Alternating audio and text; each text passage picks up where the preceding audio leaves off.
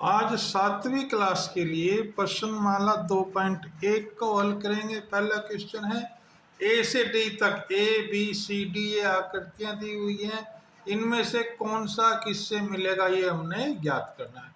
पहला भाग देखते हैं, 2 गुना 1/5 यानी 2 आकृति होनी चाहिए जो प्रत्येक आकृति 5 बराबर हिस्सों में बटी होगी और एक हिस्सा उसका छायांकित होगा यानी डार्क करा होगा। देखिए अब ये आकृतियां, ये आकृति है भाई आकृति डी, इसके 5 भागों में बटी हुई है और एक हिस्सा डार्क किया यानी छायांकित किया हुआ है। एक और ये 2 है, तो इसका मतलब हमारा आंसर कौन सा हो गया, डी भाग। हम इसको इस प्रकार लिख देंगे भाई, पहले का आंसर क्या हो जाएगा, डी भाग।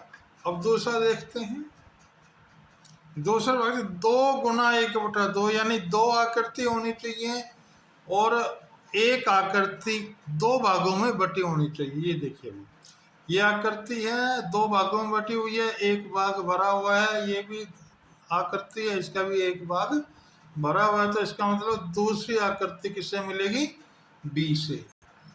इस प्रकार हम इसको लिख देंगे। आइए अगला देखते, 3 गुना 2/3 यानी 3 आकृति होंगी और प्रत्येक आकृति 3 भागों में बटी होगी और 2 भाग उसके डार्क होंगे। तो ये देखिए पहला भाग भी 3 भाग बटे हुए हैं, 2 भाग डार्क में है और 3 आकृतियां हैं, तो इसके क्या लिखेंगे, थर्ड पार्ट किससे मिलेगा, ए भाग से।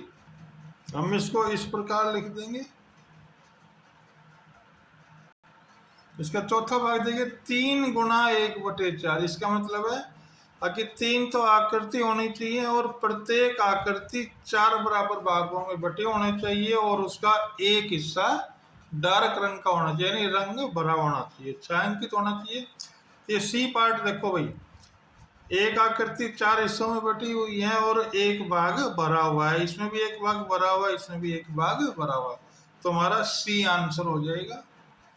इस प्रकार चौथा भाग किससे मिला देंगे, सी भाग से। इस प्रकार पहला क्वेश्चन पूरा हुआ।